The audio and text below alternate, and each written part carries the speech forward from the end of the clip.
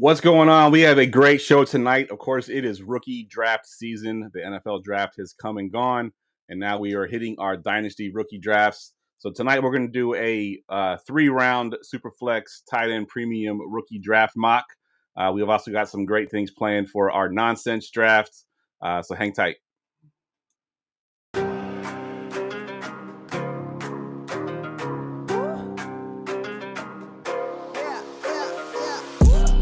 Going for two, kickers are extra, I give them the boot. Ooh, going for two, sit back, relax while I grab me a brew. Ooh, now I'm reclining while putting my time and I'm ready to go.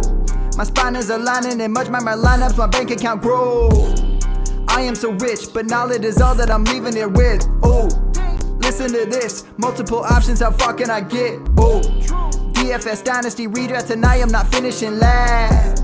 I'm finishing past any and all, I am looking to last. What else? This spot is popping and I am so locked in and only opening the door when it is opportunity knocking. And all of these spots keep on talking and talking. So what are we talking? What kind of alignment? And running it deep, even players forgotten or came from the bottom or hitting that top end. And this spot is popping, yeah, this spot is popping. And woo, this is the armchair. Yeah, put up your arms, yeah, sound the alarm, yeah.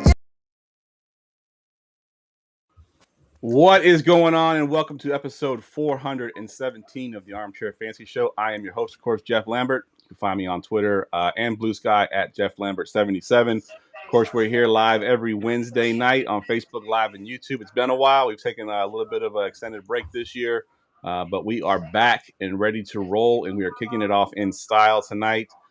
First up, as always, my co-host, Mr. Ryan Searfoss. What's up, Ryan? Well, not much, man. They say time makes the heart grow fonder. Is that how it goes?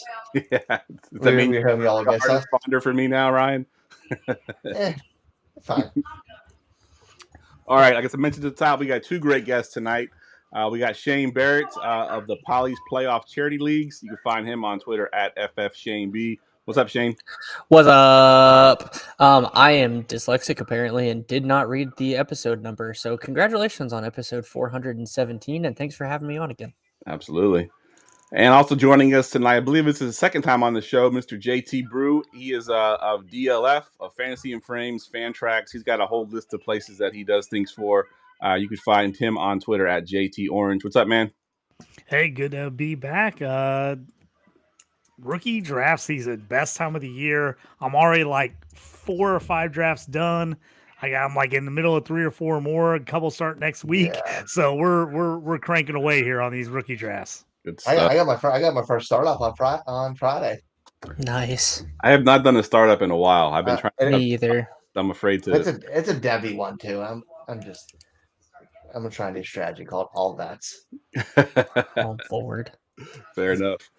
All right, real quick, we'll go to you first, Shane. Give us a quick rundown. I mentioned Polly's Playoff Charity Leagues. You want to give us a little rundown on that? I'm just so proud of you for not calling it Polly's Pocket for like the third episode in a row. I've almost said it. I have it written down, so I'm just literally reading it off the sheet. So I don't say Polly's Pocket. Yeah, so Polly's Playoff Year 6 registration may or may not be open. I need to check with Rick on whether the website is fully functional. But Year 6 is upcoming, and I have nerfed the scoring for running backs because I turned 30 this year. So everyone gets to suffer with me and the running backs this year. So it's a new scoring format, and I boosted 30-yard receptions more than they already were, and it's super flex, non-tight end premium tiered by distance PPR. So, and it all goes to the Alzheimer's Association. So yeah, if you have any questions, DM me on Twitter. I'm not on Blue Sky because I'm lazy and don't have the time to do another social media. My wife is Same. I know how that works. And or you can join our Discord as well. Good stuff.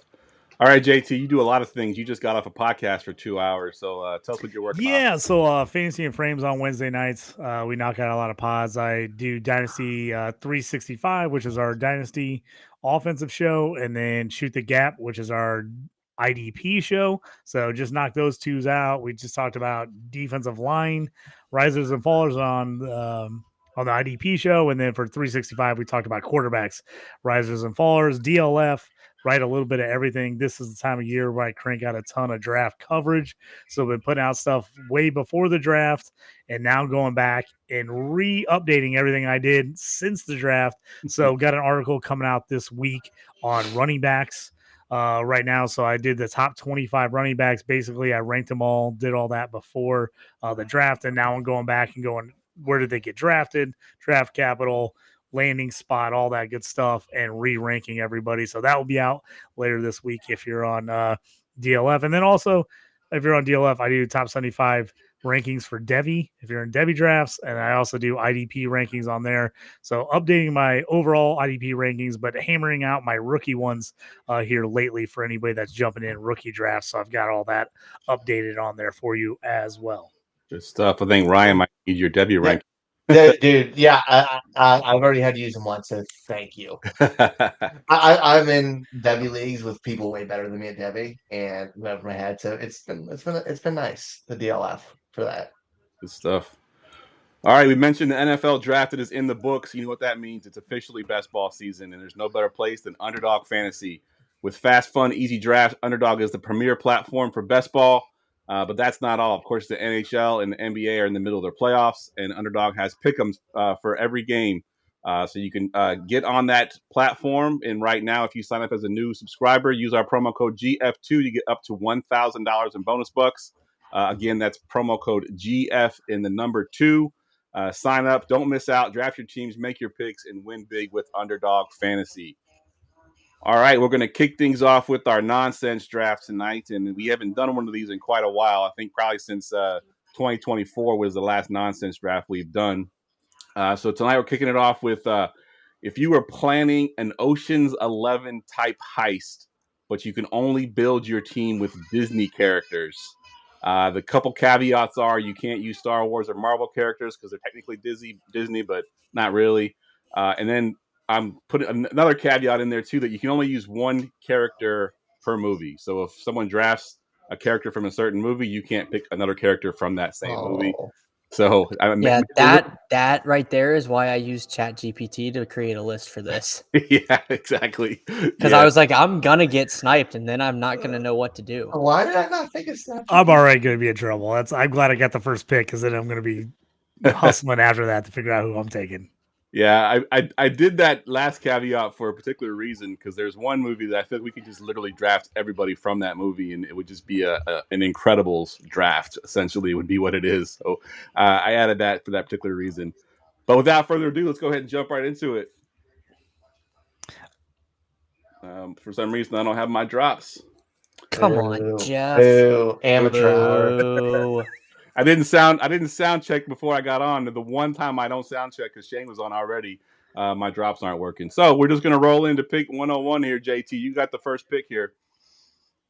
All right, I'm going to go a little off the board here. I know there's some other people that most people take. I'm going to go old school. I'm going to go Donald Duck. He's always pissy. He's going to be on top of stuff. He's going to be, he's the leader of the pack on this. Everybody think it's Mickey Mouse. Nah, we're doing a heist. It's Donald Duck. Nice. Donald Duck's going to come in. He's going to be all over everybody, telling people to shut up, telling people to get it together. What are you doing? He's going to be yelling at everybody. And he's gonna get that money. So Donald Duck is my guy. He's the leader of the pack. He's gonna lead the heist. Nice, I like it. Going classic Donald Duck. I did not expect that. Yes. All right, Shane, you got the 102. All right, I'm pulling a wild card, and these people are gonna be here for my inventive side. I'm going Phineas and Ferb. Ooh. Any reason why you want to go with those two? Yeah, because they get into stuff like this all the time and go on all these different crazy adventures and then create different crap to pull it off. And they fight Dr. Doofenshmirtz all the time. And I know that's usually with Perry the Platypus, but I'm going Phineas and Ferb.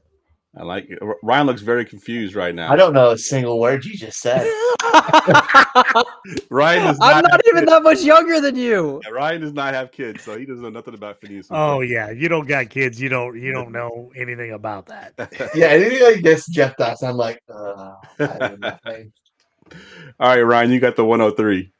Oh, I'm going the genie from Aladdin. That's like great choice. He's omnipotent with powers. Yeah.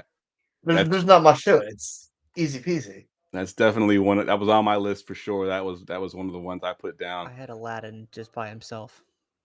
Yeah, see, amateur right there. You have Aladdin and not the genie. All right, I am up at the 104, and I will go ahead and take one of the Incredibles from the Incredible movie. I'll take Mr. Incredible, right? I mean, he can basically just lift the bank up, or even open the vault without having to do anything. So I will take Mr. Incredible at the 104 here. JT, back to you with the 201. Oh, this was man. Who do I want to go with? I'm gonna take. Originally I was gonna go the Little Mermaid, but then I was like, no, wait, she's gonna like throw people too often. Like they're gonna be like, what's going on here? So I think I'm gonna take Snow White. Ooh. Snow White, cute. She's gonna be the distractor. You know, she's gonna get everybody kind of like, oh, what's going on here? She's gonna like sweet talk everybody, kind of like hold up the guard. She's the one that's like, everybody's like, I'm lost. Help me. What do I do? The old honey pot. So it's like you got to go you got to take one of the honey pots in there. So that's what I'm doing. I'm going Snow White with the honey pot. Love it. You're going with the all classic team. I love it. Yes. All right, Shane, you're up. Jeff, should I make Ryan squirm more, or should I pick someone that Ryan might actually know? I might know what you're thinking. Let's hear it. All right, I'm going Nick Wilde from Zootopia, professional con man. I saw Zootopia and loved it. Yeah. And it's Jason Bateman, and I love Jason Bateman, so that's a great choice. If you're going to do criminal activity, you might as well get a criminal on your team, right? Exactly. All right, Ryan, you're up at the 203. So we got the magic. We are now going with the brute strength to move anything or lift anything. Go with Hercules. Shoot. Yeah, that was between Mr. Incredible and Hercules was on my list for sure. I was trying to decide between the two. Yeah. All right, I'm up at the 204, and so I already have the Mr. Incredible. Ryan took the genie, so he already has the magic, but I need some magic too. So I'm going to take Tinkerbell. Fit anywhere. I thought nobody was going to do that. Yeah, and shout out to my daughter. She's the one that helped me with that pick. She's like, "What about Tinkerbell? She can fit anywhere. She can make you fly if you need to." I was like, "That's a good choice." So we're going with Tinkerbell here at the 204. Jeff has a whole draft room, man. Yeah, I have my scouts. My daughter's a scout. All right, JT, back to you for the 301. Well, you burned me on that one because I wasn't going to take Tinkerbell, but I was going to take Hook. Oh, yeah. I was going to take Hook on that one, and now I can't take him. Oh, now you threw me off for a second. Now I got to figure out who I want. Oh, man, who am I going to take? Let me take... So tough. I wasn't expecting that one coming. Let me get Stitch. I like that one. Let me grab Stitch. That one. You know, I think he's, you know, whenever you think about Ocean's 11, you got to have the guy that can do a little bit of everything. He can fly. He throw a jump across the wall. He can go underneath the sensors. He can, you know, do it. That's Stitch, man. You can just let him be the acrobat guy, does a little bit of everything. He doesn't care. He's willing to do whatever you tell him to do. So I'm going with Stitch. Love it. Nice. Blue punch buggy, no punch back. All right. Round your team out here at the 3. Yep, I'm going brute strength here, and I am going with Sully from Monsters Inc. Ooh, nice. I thought about Monsters Inc. because not only do you have the brute strength, but can they just put a door anywhere? Yeah. Just put a door in the vault, open the door, go in, steal it, and go right back in the door. No one will ever know. Pretty much. Good stuff. Love it. All right, Ryan, round out your team. We're just keeping magic, I guess, and we're going with Maleficent. She is a witch. She can teleport. I mean, you just pop right into that vault, pop right out. She controls the elements, all that stuff. Dude, she can do it everything. Shapeshift. Nice. It's just cheating. She can do it herself. Love it. All right, so I got Mr. Incredible and I got Tinkerbell. I need the mastermind. I need the one that's going to be able to sort of, you know, put the whole plan together. And I'm going to go with a criminal Gru. I'm going with Gru. Nice. From what's the movie? I couldn't think of Despicable Me. Yeah, there it is. I couldn't think of the movie for a second. But yeah, I'm gonna take him as the mastermind. He'll put the whole plan together, and with Mr. Incredible and Tinkerbell, I think we can pull this heist off. Nice. All right, now we can get into some actual football stuff here. We're gonna do a Dynasty Rookie Mock, and we're gonna do it from a Superflex tight end premium standpoint, so we know what we're looking at here. The three of you guys are going to be drafting. I will be just putting these players in manually as we go through. So I'm not going to actually do any drafting. Let me hide the logo so we can see what's behind there. There we go. I'm not drafting. Yeah, you're not actually. I couldn't fill out all 12 teams, so there was no way for me to do it without doing it this way. So we're gonna kick it off here with Shane. You have the 101 here. So give me your first pick if I didn't already know the answer to this question. I have not seen any other answer to this question. Ashton Jeanty, running back, Las Vegas Raiders. That's the easiest pick of the night right there. Yeah, I had the 101 in a draft I'm in right now, and my team is not very good, but I've made some trades, and I think we can sneak up on some people this year. I'll still be rebuilding, and I still took Jeanty. Nice. Love it. All right, JT, you got the 102 here. Ooh, 102 for me, it really becomes down to a question of what my team needs. If I need running back, if I need wide receiver. If I need running back, I would go on Marion Hampton. If I'm just going best player, longest shelf life that I think is going to have a really good career, I'm going Travis Hunter, Jacksonville Jaguars. I just think he's an elite athlete. I think he's special. If he's in an IDP league, I'm taking a 101. It's the only time I've seen him in any league over GT at 101. Yeah. And I've taken him twice in an IDP league at 101. But that's the only time I would take anyone over GT. But I think Travis Hunter is going to be special. I like the fact that he's lined up with T-Law, and I love the fact that BTJ is already on the team, meaning he doesn't have to be necessarily the number one. I love that combo of those three guys. I think he's going to be special. I think he's going to have a long career. I'm taking him at number 2. Any concern that he's not a full-time offensive player? I think he plays full-time offense. If anything, if they need to rest him, I think they rest him on defense. I really do. I here's the thing on defense. I think with all the TV timeouts and everything that happens in the NFL, I think he is going to be able to play both ways. I really do. And I think if they rest him at all on defense, it's going to be on that side of the ball. I don't think they have him play outside corner. I think he ends up playing the nickel corner, like the slot, where he's not having to sprint down the field after a guy all game. Fair enough. I think that's what makes the difference. I think they play zone where he can sit and play D. He reads the quarterback and he makes picks and knocks passes down, and he's not sprinting after a guy all game downfield. I think that's the difference maker.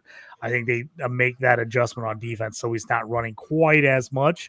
And then I think BTJ playing your deep guy, he can run underneath routes on offense. So I think they're going to do all they can to keep him from just sprinting straight down the field on both sides of the ball. Good stuff. I love it. All right, Ryan. Real quick, I want to ask a question. What do you guys think about this regarding Hunter? Since obviously you believe in him so much, we all believe in BTJ. Is this the Trevor Lawrence breakout or bounce back, however you want to concern it? Because we want all of his pieces. Does that mean we want him now?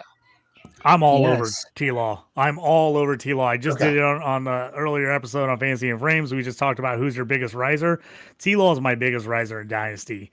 I think this gets T-Law back up into the top 10 for Dynasty quarterbacks. If you actually look at his statistics, they've actually been much better than most of the guys ranked above him, even with bad offenses and bad coaching. I think this is his best chance to be on a good offense. I honestly think we can see Baker Mayfield numbers this year with this offense. I think we can see over 4,000 yards. I think he's going to push 35 to 40 TDs. I legitimately think this is going to be the T-Law breakout. And if you haven't gone and bought him yet, I think now is the absolute time to go get T-Law, because I think we're ready to see the resurgence of T-Law for sure. He's not been great, and he has 2 4,000-yard seasons already. Yeah. That's what people don't understand. He has 2 4,000-yard seasons playing banged up on a bad offense with bad coaching so far. I'm all in on T-Law. Shane, how much did you pay these guys to bring up Trevor Lawrence and Baker? And Baker at 0, but I am in heaven right now. As a Jags fan, it's a make it or I break. completely forgot. It's a make it or break it year for Trevor Lawrence this year, but he actually has all the weapons and a competent coaching staff. I don't think you guys realize how much I cannot stand Press Taylor, who was the offensive coordinator for the Jags for the last 3 years. He was absolute garbage. And the only reason that Doug Peterson got fired is because he's too damn loyal to Press Taylor. If he'd gotten rid of Taylor, we probably could have seen Trevor Lawrence, ascend past where he's been so far. But Press Taylor after year 1 just gets figured out and doesn't change his plays enough. So I'm really excited for Trevor Lawrence. And if you go back and look at historically who his weapons have been, he's easily got the best weapons he's ever had. Yeah, good stuff. All right, Ryan, you're up at the 103 here. Oh, it was easy for me to mark on Hampton. I love the fit with the Chargers. Even with Najee Harris there, I know some people might be nervous, which why? Every running back splits carries, but Jim Harbaugh is going to run the ball more than almost any other coach. He's going to be a horse for them. He's going to get red zone opportunities. They have a good enough offense. I think the gap between him and Genty is smaller than most people make it out to be. Yeah. And I'm willing to trade out of the 101 if I have a chance at Hampton because I believe how much I believe in him as a player. Yeah, good stuff. The only thing I'm worried about with Hampton, and let me ask you if you have any concerns, but Harbaugh traditionally does not throw to the running back. So he's not going to get, the type of involvement in the passing game, or so we think. Do you think that's how it shakes out? I mean, we've seen enough of Herbert to know that he does it, though. And he's fed running backs for how long? True. So it makes me a little bit less nervous with it. And just the fact he's going to get carried. They're going to get so many carries on the Chargers offense. It's still going to be okay. Fair enough. All right, JT, back to you here at the 105. I'm sorry, the 104. 104. So usually in a lot of places I've seen, typically this is where Cam Ward goes. I guess the question is, how much do you believe in him? How much do you believe in the Titans? I have to be honest, I don't a lot. I've taken him. I've been in 6 drafts. I've taken him once, and the only reason I took him was Joe Burrow was my only starting quarterback in a Superflex league, so I was desperate for a quarterback. So if I have to have quarterback, I'm probably on him. If not, man, I would really be between Tet and Travion. Those would be the 2 guys that I like. If I'm leaning here a little bit, this is probably a little bit off of what most people would do, but I'm taking Travion Henderson. I love the matchup with Drake May here. I think he is a really good pass blocker, which is going to keep him on the field. I think Ramondre is going to Ramondre. I always call him Ramondre. Ramondre is going to fumble. We've seen it. Yep. He's going to piss off Vrabel. It's over. And Henderson's going to be the guy all the time. I love what he does. I love him as a pass catcher. I really like him. I think he's going to be an even better pro than he was a college player. And I don't think he's a guy that needs 20 plus carries to be a really good fantasy player. I think they're going to mix him in with 10 to 14 carries a game. He's going to get 5, 6, 7 catches a game. He's one of those guys that are going to get you 100 plus total yards. And he's going to be a guy that he's shown that he can score near the goal line. But I just think Drake May is going to push the ball downfield. They're still building. I think he's going to put up a ton of receiving receptions. I really do. I think year 1, I think we need to be looking at 50 plus catches out of Henderson. Yeah, I remember when I was scouting him for my scouting reports. He's one of the few running backs coming out of college that excels at pass protection, right? He's going to be on the field in pass pro, situations where, he's going to be the guy leaking out of the backfield occasionally. So he's not one of those guys he'd be taking off the field to put in a veteran to get the pass pro. He excels at it, so I think he'll be on the field a lot. All right, Shane, you're back just in time here. You're up at the 105. All right. Well, it's super flex, and no one's taken him at this point. This is a deep running back class as well. And there's one other wide receiver who I would consider here, but because it's super flex, I'm going to go Cam Ward here. Yeah, that's pretty much at the point. I think that's the last possible place that you would take Cam Ward. I've seen him fall to 106 occasionally. I got him 106 today or yesterday. Yesterday, yeah, that's about as far as I've seen him drop is 106. So, speaking of 106, Ryan, you were on the clock here at 106. So I know like rankings and everything says Ted McMillan here, and I love the player, and I love the opportunity with how many targets he can get. But what I do like a little bit more is Quinton Judkins in Cleveland and how run heavy of an offense that is with quarterback purgatory. And they have a good enough offensive line that we know the role he's going to step into. And I love the player. I think he's an absolute star. And I trust everything about one of the few things I trust in Cleveland is a Cleveland running back. And I think Judkins is a step up from Ford, and he's going to shine there. Yeah, I like that. All right, JT, we're back to you. I'm sorry, Shane, are you 101? I don't remember which order we were. Yeah, I was 101. Shane is 101. In this one. All right, so you got the 107 here. Give me Ted McMillan here. Taking Ted McMillan? Yeah. Any reasons why? Anybody you were considering besides Ted here? I mean, no. No. Judkins was the other running back I would consider there.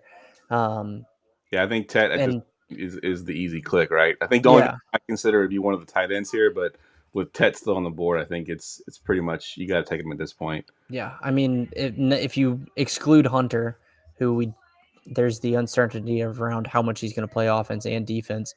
Ted, I think, is pretty easily wide receiver 1 in the class. Fair enough. All right, JT, you got the 108. All right, I'm gonna go off the board here, and I know this is gonna get I'm gonna get crushed for it. If you're going running back, you're going Caleb Johnson or RJ Harvey. I have to be honest. Even as a Steelers fan, I don't believe in this offense at all, especially after the George Pickens trade today. I'm not loving Caleb Johnson. I cannot get myself to pick him. And this is coming from someone who takes every Steelers player. So you know that it's bad when I'm not taking him. Because usually I'd be trading everyone to take a Steelers player. RJ Harvey, I like RJ Harvey actually a ton more than Caleb Johnson. So this is where I'd definitely be considering taking RJ Harvey. I loved RJ Harvey in the mid-second round. And now that he's up this high, I don't know if I love it anymore. This is a guy you can usually get at the beginning of the second round. So I will tell people that in advance. I am going off board here. Usually it's 2-1, 2-2. I absolutely love Luther Burden. Ooh. I love Burden. He's my guy. I think he's going to absolutely crush for the Bears. I don't care about Adunze. I don't care that they have DJ Moore. If you would have matched him last year's draft, I would have put Adunze behind Luther Burden. Them taking Adunze at 10 and Burden in the second round this year, that's fine, whatever. I would have definitely drafted Luther Burden at 10 over Adunze last year. So if you need tight end, I absolutely can see going tight end here. I actually think I've learned my lesson. I'm taking talent over everything else. I'm not worrying about situation.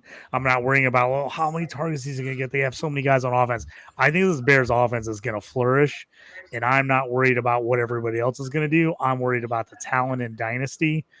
Maybe Burden doesn't hit as high as one of these other guys first year, but I think he's going to end up being the better long-term play. So I've taken him in this spot in a number of drafts at 1-8, 1-9, 1-10, even though I know it's slightly overdrafting him because you could probably get him at the beginning of the second round. I've just not been willing to pass on him and not get him if I can't make a trade. So if I can't make a trade back and get him, then I'm hammering the guy that I think has the most talent. Love Your it. guy, man. It's all a crapshoot. Like, not a crapshoot, but like, get your guy at this point. Yeah, take your guy. Yeah, 100%. I don't think there's a a huge difference in the tiers here, going from like the 108 into like the 202. I think it's all pretty much pretty cloudy. All right, Ryan, you're up at the 109 here. Let's just stick with the Chicago Bears here.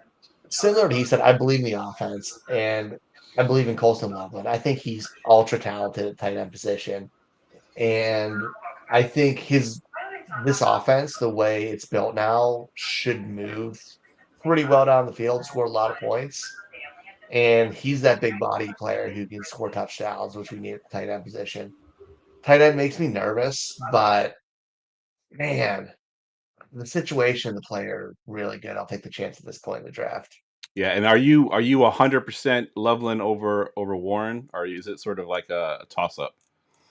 So it's toss up. I just hate the Colts offense and situation and the quarterbacks, and they can't get the ball to their good receivers they have already. It's just don't trust it.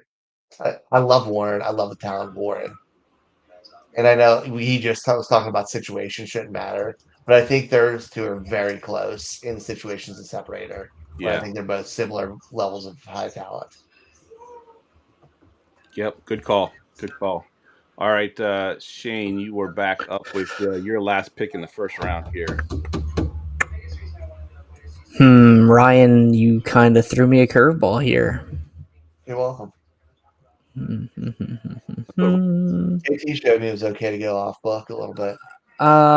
You know, I'm just gonna follow the get your guy theory here and grab another quarterback, Jackson Dart. My QB1 since last offseason. I think if you look at his total body of work, including when he was at USC, he's the complete package of a quarterback. He's got the mobility, he's got the arm strength. I think there is some concern with his ability to read because of the Lane Kiffin offense that he's been in, but I'm hoping that the USC and then just ultimately, being with Dayball, the coaching will allow that to really shine through, because I think he's got all the talent to do what he needs to. Good stuff. Yeah, I've seen him sneak into the bottom of the first, and I've seen him go anywhere like the 202 and the 201 in Superflex draft. So he's kind of in that range. I think he might even get the chance to sit a little bit. So that's sometimes an advantage to the quarterbacks if he doesn't start right away. So I like that pick. All right, JT. Yeah, I like the Dart pick. I've taken him there a couple times when I needed QB. I've seen a lot in the second round, but I had a league where I was sitting on Russell Wilson as my third QB, and I was like, I got to smash Dart at, I think it was 109. So I think, depending on where you're at, I think that's a smart move. I'm going to stay with talent here. A lot of people would say maybe you jump into the running backs again, but if I'm not running back needy now, again, if I'm like super running back needy and I'm like, I don't even have a second starting running back, I'm probably going running back here. But just going off, hey, I'm looking at pure talent. I'm taking who I think is the better player. I'm taking Emeka Egbuka from Ohio State. The guy showed it year after year. No matter what stud he played with, he put up great stats. Whatever quarterback he played with, he put up great stats. Again, he's much like Luther Burden in that we don't love the landing spot with the Bucks right away because we're like, they got all these other wideouts. I want talent. I like the Bucks offense. I think he can be good. I'm going with the long-term play. Same thing of Burden. Burden and Egbuka, if I can get them near the end of the first round, either one or both of them. I made a trade earlier this year where I traded the 7. Somebody needed running back. I traded the 7 spot, which was Judkins, and moved back and got the 10 and 11. And I took Burden and I took Egbuka. Nice. So, like, if I can do that, I'm taking those guys, especially if I'm not on a win now team or if I have a win now team that's deep. I just want to keep reloading with the best players I can. Yeah, I love it. That's a good strategy to do. All right, Ryan, round out the first round here with the 112. I just talked about how I hated the landing spot, but I'm taking Tyler Warren. He's ultra talented, and putting makeup on the pig. Those bad quarterbacks might be able to get the ball to the tight end. But I think long term, once the Colts tank this year and get their quarterback of the future for the 8th time, he should shine there. And he demands the ball thrown his way. I love it. Yeah, I mean, we've seen it before, right? Bad quarterbacks sometimes will throw a ton of targets to the tight end. We saw it last year with Brock Bowers. I mean, he didn't have a good quarterback, and he actually absolutely smashed last year. So it's definitely possible. All right, I'm going to recap the first round. Of course, Genty goes 1, Travis Hunter, Marion Hampton round the top 3. Then it's Travion Henderson, Cam Ward, and Judkins, with Tet McMillan and Burden following those two up. Then we got Loveland and Jackson Dart, Emeka Ibuka and Tyler Warren round out our first round. All right, 201. Shane, you were on the clock. All right. I had to pull up the draft that I'm in right now to compare, make sure I'm not missing anybody. No idea. I am going to go with the first Packers wide receiver drafted in the first round. And since I can't remember what year it was. It might have been 2005. I don't know. Either way, I'm still pissed off at Brian Gutekunst for absolutely wasting picks while Aaron Rodgers was there. And we're going Matthew Golden here because why you support Jordan Love and draft a first-round wide receiver when you have Aaron Rodgers previously and don't give him a first-round wide receiver doesn't make a whole lot of sense to me, but I really like Matthew Golden. I think he's more than just a speed guy. He's going to be able to get open using his route running, and we'll take Matthew Golden here. Love it. I love it. All right, JT, you got the 202. So I'll start with the guy that I'm usually taking, but I'm not going to take him here. The guy I'm usually taking in this spot is Trey Harris. I love Trey Harris. I think he's an absolute freaking stud. But there's two guys that got to the spot that are never getting to me in this spot in drafts. So usually I'm taking Trey Harris here because the Chargers were my absolute golden perfect landing spot for him. I think he's going to work great with Ladd, with Herbert. I think he's going to be an absolute freaking stud going deep for them. But because they dropped here, I got to go value. And like I said, I didn't love RJ Harvey at 8. I love RJ Harvey at 2-2. At 108, I don't love him. At 2-2, I absolutely love him. So I'm going to go RJ Harvey. In my DLF article on him, I called him Ashton Jeanty Light. I thought he was like the guy, just like he looks like Ashton Jeanty a lot of the time, but just slightly not as good. And if I can get him, early in drafts, I was getting him like third round in mocks. Obviously, no more after he got taken the second round by the Broncos. But if you can get him in the second as opposed to Jeanty at 1-1, I love it. I think it's a smash. I'm not in it him on 1-6-1-7. But I love him if you can get him anywhere at the end of the first round, beginning of the second round. Nice. And I like that you made that, that point earlier with RJ Harvey and Caleb Johnson and how you're a Steelers fan. You're taking Harvey over him. I have the 108 or the 109 in a one quarterback dynasty league. And I've been trying to decide between those two guys because they're typically there in my mocks on which one I want. Do I want Caleb Johnson or do I want RJ Harvey? But I think your point with you being a Steelers fan and not taking him here, I may have to lean towards RJ Harvey. I just think Harvey has the bigger impact early. He's older, so now we got to remember that he's 3 years older than Caleb Johnson. But I also think, yes, he's 24. Caleb Johnson's 21. But here's the thing with RJ Harvey. He was absolutely a stud every year in college. Caleb Johnson was a 1-year breakout. RJ Harvey runs a 4.4. 4.40. And Caleb Johnson runs like a 4.57. Caleb Johnson, I like. I just think he got propped up by an unbelievably awesome offensive line at Iowa. Yes. And that's my worry, is that the Steelers are not going to be able to block as well as they did it in college, and that you're going to see anyone who hated Najee Harris. I'm a Najee Harris guy, but if you hated Najee Harris, I'm not sure how you're on Caleb Johnson. Oh my God, you're going to hate Caleb Johnson. Harris.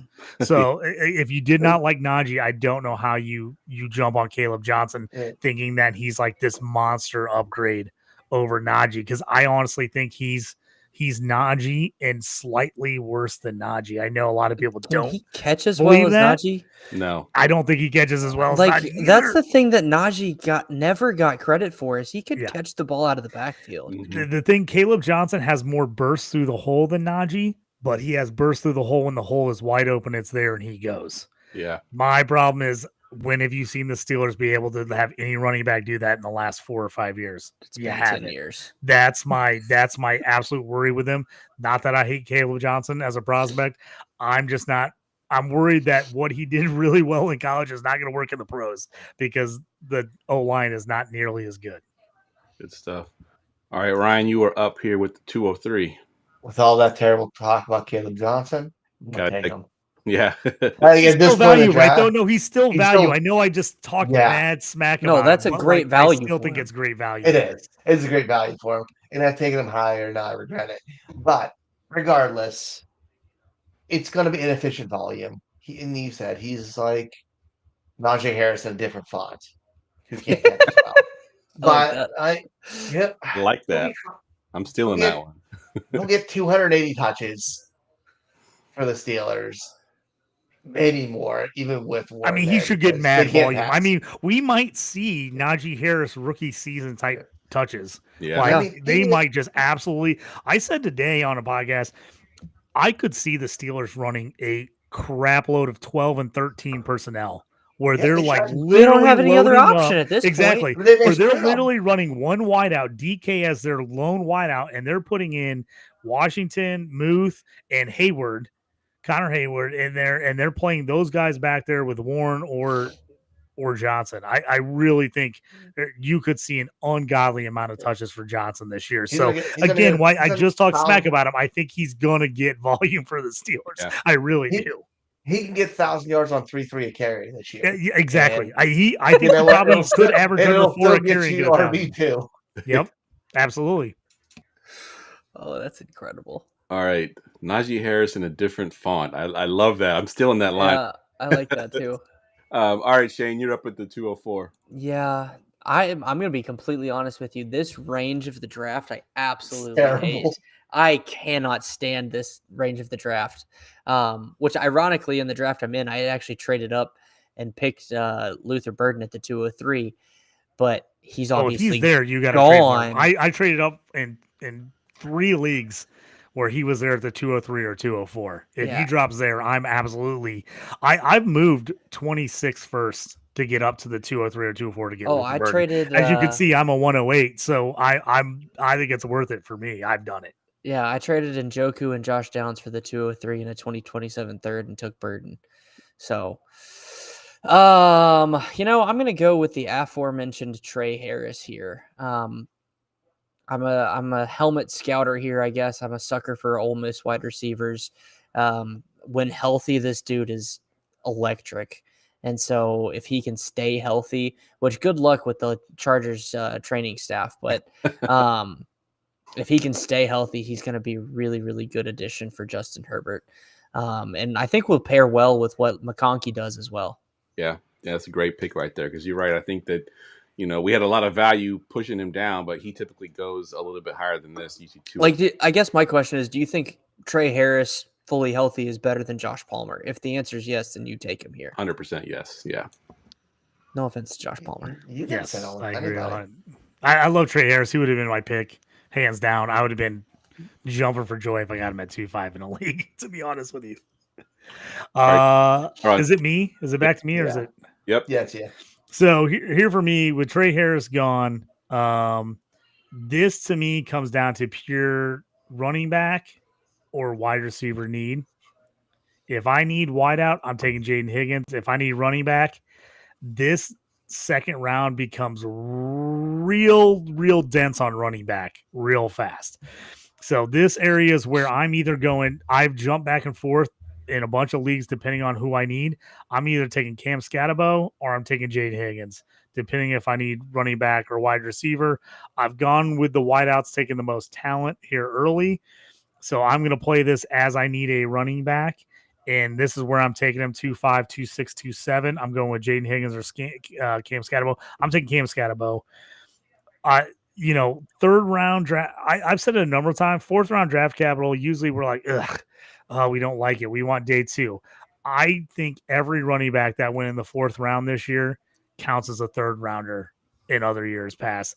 I think almost every running back that went in the 4th round this year would have went in front of everyone that got taken in the 3rd round last year at running back. To me, it's just you push those guys up. They count as a day 2 guy. The fact that Cam went at the very top of the round, I mean, he was 2 picks away from being a third rounder, and the fact that he goes to the Giants, which I know people like Tyrone Tracy.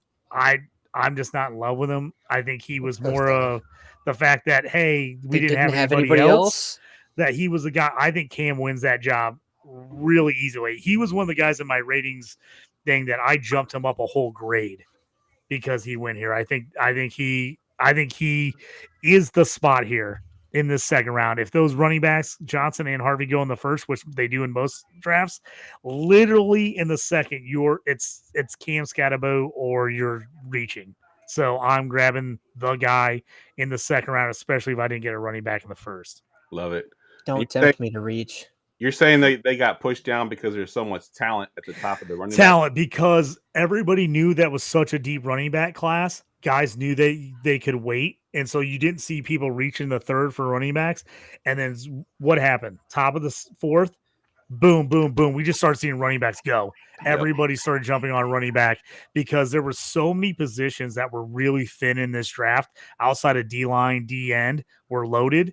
But off-ball linebacker, safety, quarterback were so thin that you saw people drop wide that receiver were probably even better, even wide out. Yep.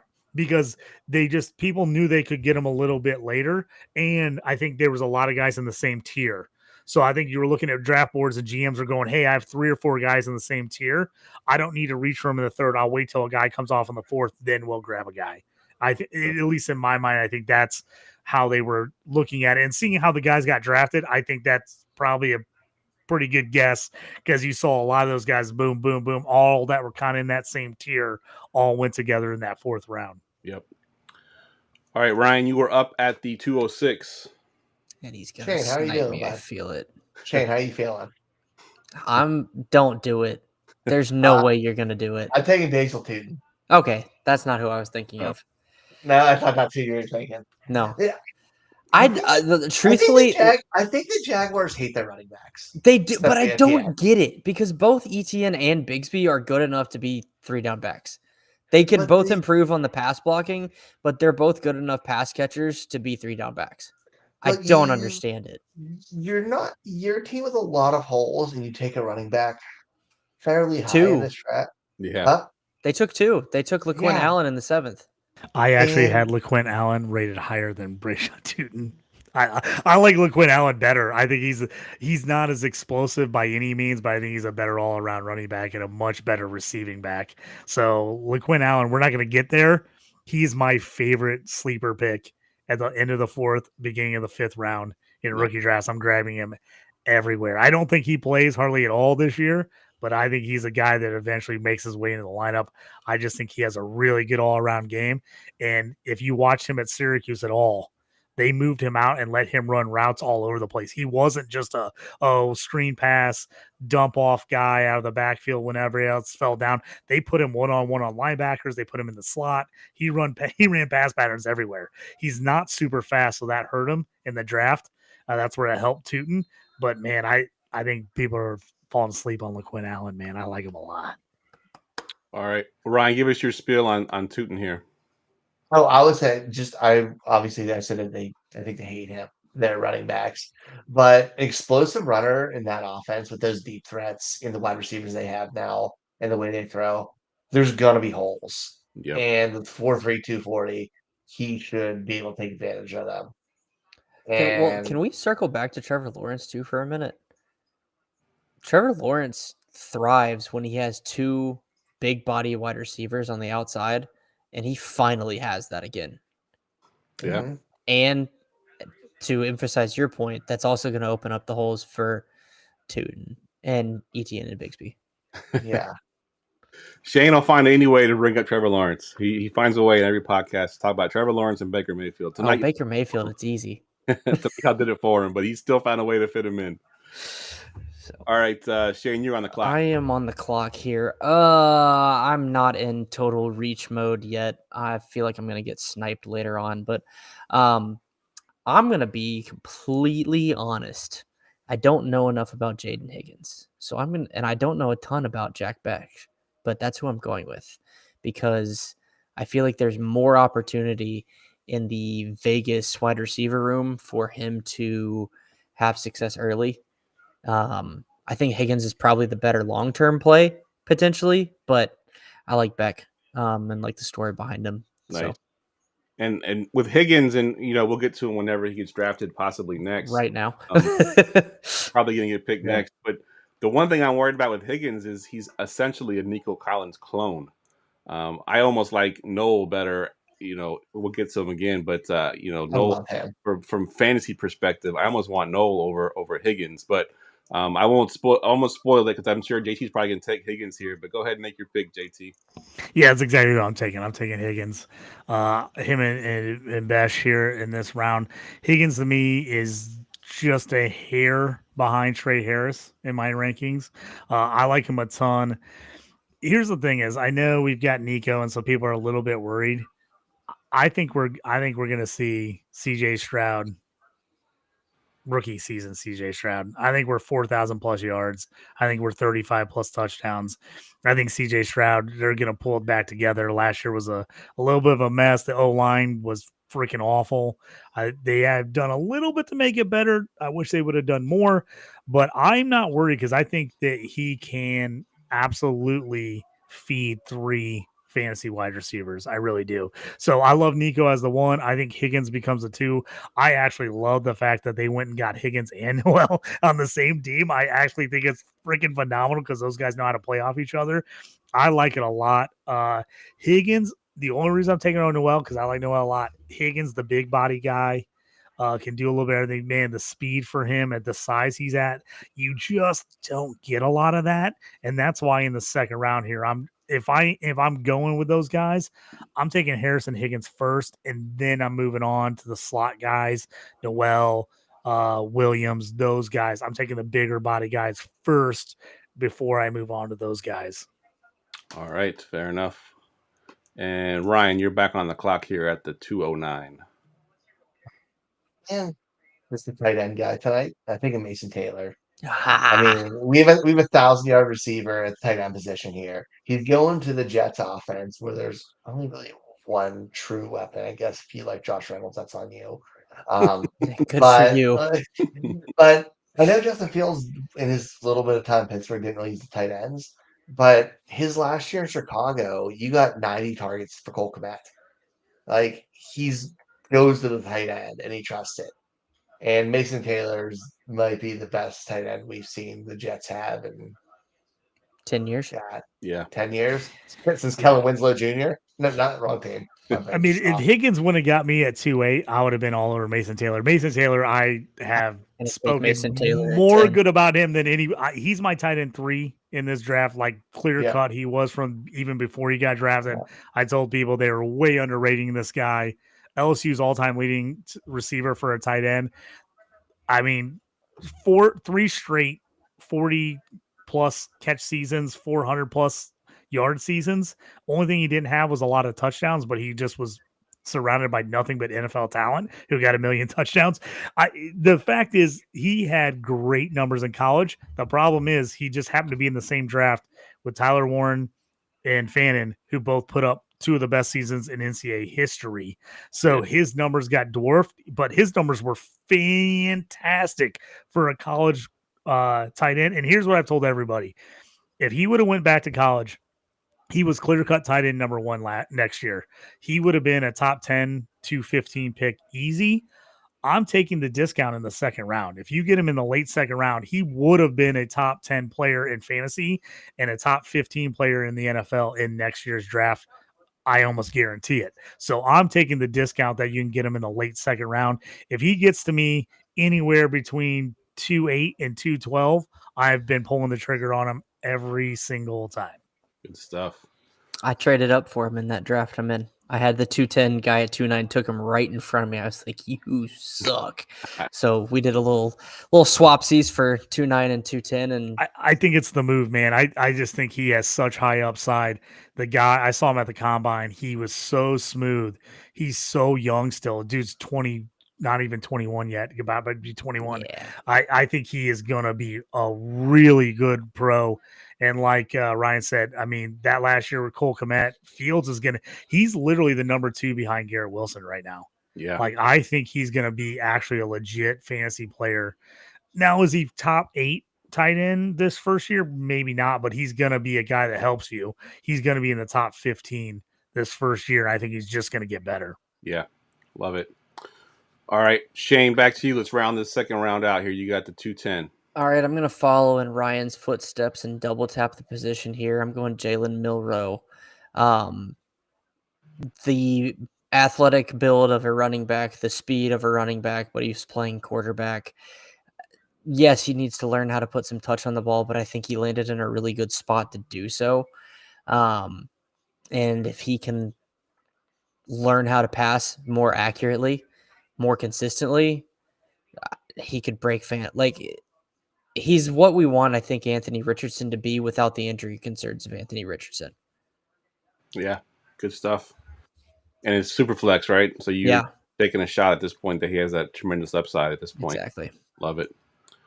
JT, your last pick here in the second round. Yeah, I love that. If I'm going Milroe, this is where I'm taking him. So I agree with him there. I'm taking him late second if he's there. And I don't love Milroe, to be honest with you. I think he's a big project, but I think he's worth the upside in a super flex at that point. So here, to me, it's two guys at this point in the draft. I've taken two guys back and forth.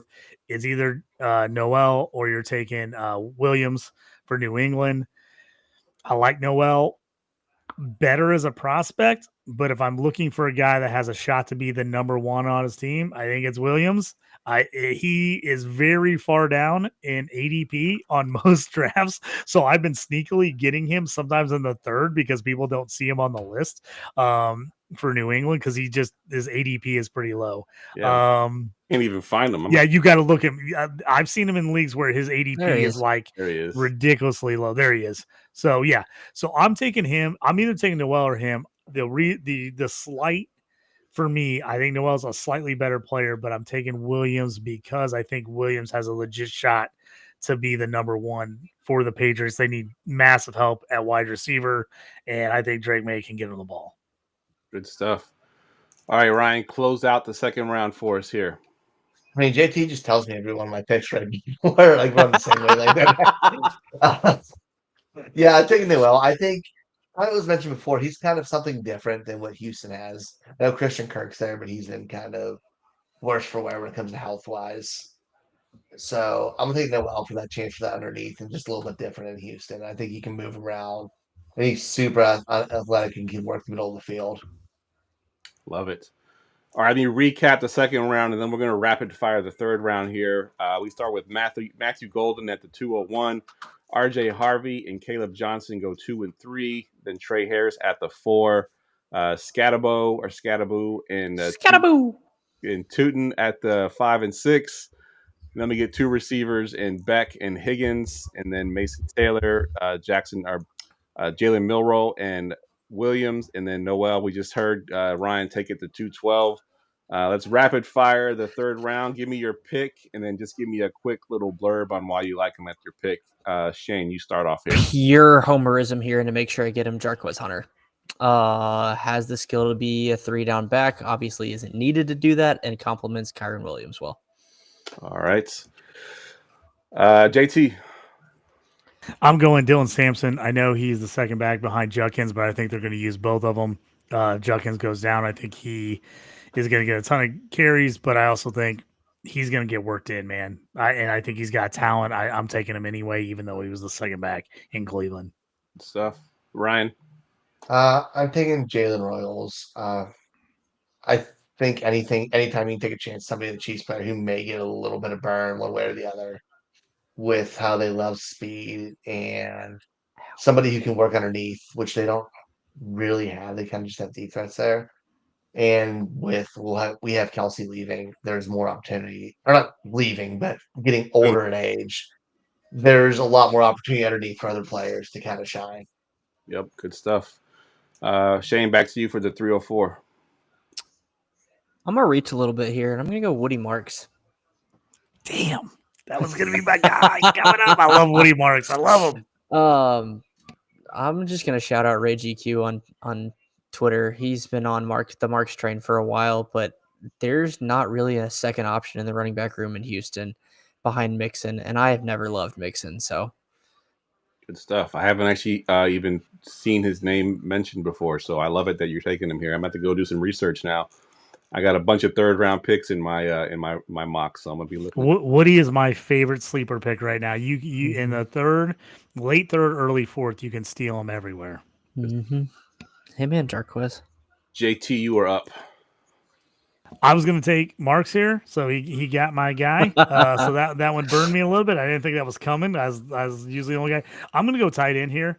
I like Ferguson. I think the chances are that he's going to see a ton of playing time right away. He's an older prospect, so he's ready to go.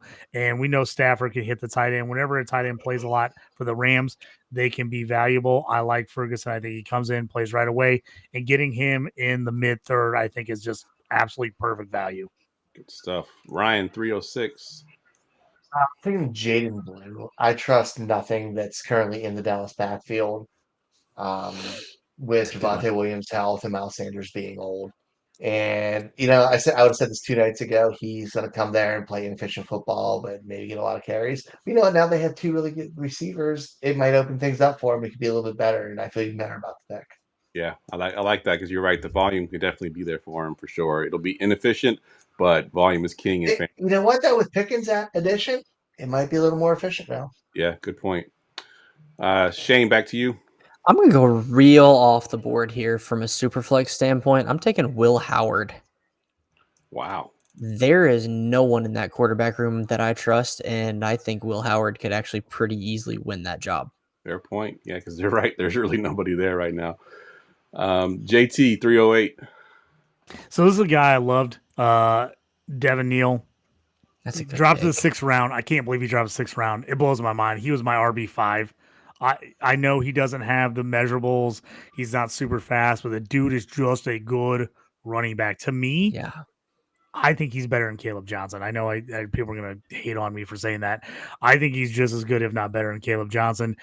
He's right behind Kamara. He would be a perfect fill-in for Kamara. The 6th round kills me. I took him early second in every draft, pre-draft. Now he's dropping at least around. Sometimes I can get him early 4th, but when I've had to reach just to make sure I get him, I'm taking him in the late 3rd. Yeah, he's comparable to me, not necessarily in the style of play, but how we did Bucky last year, right? He didn't have the measurables in the combine. He dropped and had a great. To me, he is the Bucky pick. If you are taking a guy that you're saying, hey, just watch his film. He was just a really, really good player, and that's what I've said. I told everybody last year I blew it on Bucky. I had him really highly ranked. I watched the combine and I was like, oh. And I just bailed on him, and I knew I shouldn't have because I'm like, I watched the tape. He's good. I think that's Devin Neal. He's a better football player in real life than you see in the underwear, and I think he's going to be really good. And I just think there's no one else that should be pushing him. He should be easily RB2 for the Saints. And with the age of Kamara, I think he's a steal in the late 3rd. Love it. Ryan, you got the 309 here. I don't even like the player, but I'm taking him here because it's super flex. So I'm taking Tyler Slow. He's old, but he produced enough, and he's older than I am. He's the same age as T-Law. They were same senior class. That's crazy. Them and Justin Fields are all together. So it's still the Saints. He has an opportunity at some point maybe to play. So I'm just going to take the super flex. I don't love it, but a starting quarterback in this position. He's the one, correct me if I'm wrong because I don't watch a ton of college, but he's the one that has a 7-year college career, right? Like he played for 7 years. Yep. He was Justin Herbert's backup at Oregon his freshman sophomore year. That is crazy. All right, I don't love it, but your last pick here, Shane. What you got? Golly, there's so many options. I'm gonna throw you a curveball just for kicks and giggles. Let's hear it. I'm gonna go Trevor Etienne. Okay. It's not a terrible pick. I've seen him taken, pretty. I don't remember where he was actually drafted. Like what round? He was one of those 4th rounders. He was all those guys all together. It was Hunter, Scatabo. It was like Tootin, Etienne. Like all those guys were drafted within 10, 15 picks of each other. Yeah. So here's my thinking on this. One, I know they just re-signed Chuba, but Chuba to me has always lacked vision. Two, they're trying to revamp this offense, and if they drafted Trevor Etienne, this front office has a vision for him. And three, Jonathan Brooks injured his freaking ACL again. Like, he's not going to be playing football this year. There's a very clear slot for the RB2 in this offense, and I think Trevor Etienne's good enough to step in there. All right, good stuff. JT, your last pick here in the third round. So if I'm taking a swing at QB, I'm taking Shedeur Sanders here. Yep, I like that. Like, this is like he was. I have to say this. I'm just going to shoot myself in the foot here. He was my QB1 in this draft class. I am shocked and amazed he dropped in the 5th round. I just can't believe it. To me, if you're going to take a shot, I would take him over the other guys in this round.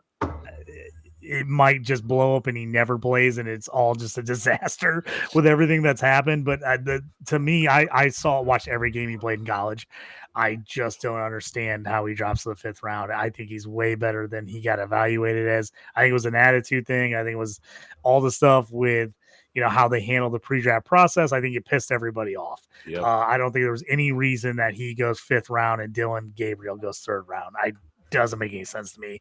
So if I'm taking a shot in a super flex, this is where I'm grabbing him. I've seen people take him late 2nd. To me, I just think that's too rich for my blood. I'm willing to take a shot on him in the 3rd. Yeah, at this point you're throwing darts, right? So if you're gonna dart in Superflex League, might as well just take that dart. That's a good dart to throw. All right, Ryan, round us out here. Finish off the draft. What you got? I'm taking Isaac Tesla here.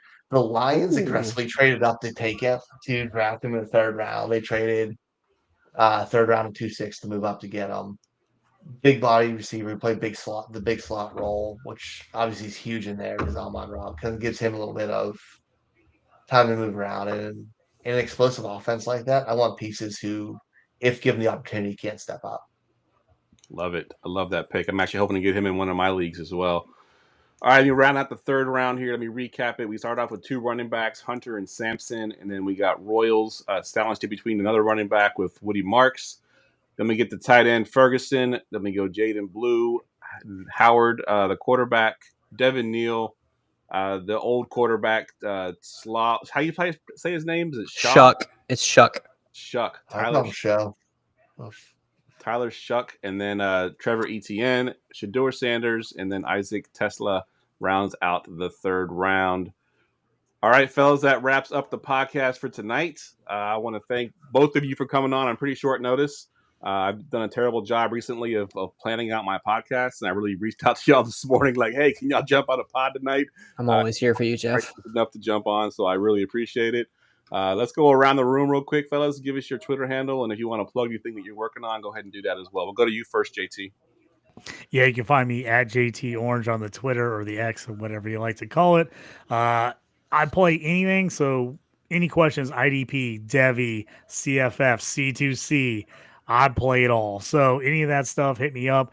If you're a DLF member, I've got my IDP top 150 rankings on there. I also have my updated top 25 IDP rankings for rookies. I also have my top 75 Devi rankings on there. So if you're into all those, check those out. I've got a bunch of running back articles right now on the draft. So check those out as well. And then Wednesday nights, Fantasy and Frames. You can check me out on Dynasty 365 and Shoot the Gap IDP podcast. In the during the season, I do my gambling show, The Stew with JT Brew. We do college football and NFL gambling on that show on Fantasy and Frames as well. And then if you're a hockey person, not a lot of them out there, but if you are, I do Around the Ice podcast also on Fantasy and Frames Tuesday nights during the hockey season. Man, when do you get to actually watch sports? My girlfriend hates me. I podcast and watch sports all the time. She's like, what are you doing? All right, Shane, what you got? Yeah, you guys can follow me on Twitter, X, and to make my wife cringe, even though she just went to bed, Elon Musk's Funhouse is what I like to call it, at FF Shane B.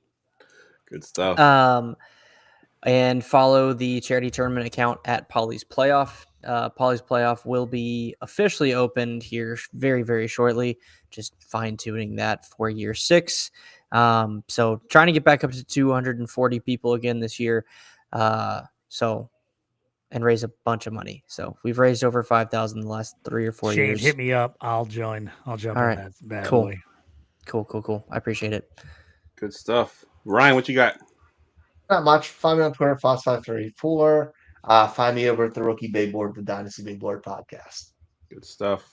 I do want to plug. I'm going to change my background for this. Shane saw this pre-show because I had it loaded up. So I'm going to go ahead. And you're still supposed to send it to me. Yes, I will send it to you. So me and my daughter started a podcast this past Sunday. She is a huge Star Wars fan. You can find us on YouTube at I Am No Jedi Podcast. We did some rankings. We did a couple of fan theories, talks, and that kind of stuff. My daughter's a huge fan, probably bigger than me. She knows some of the names that I don't even know. We were talking today about some guys, and she's mentioning names that I didn't even know existed. So she's a huge fan. We're actually going tomorrow to our local theater, the Alamo. They have a trivia night that's doing a Star Wars trivia. So we're going to go do that tomorrow night too. That's so awesome. Check out the show. We're going to do another show, I think, sometime in June. Again, that's at I Am No Jedi Podcast. All right. For Ryan, for Shane, for JT, I am Geoff. I don't have any music because my drops still aren't working. So we will see y'all next time.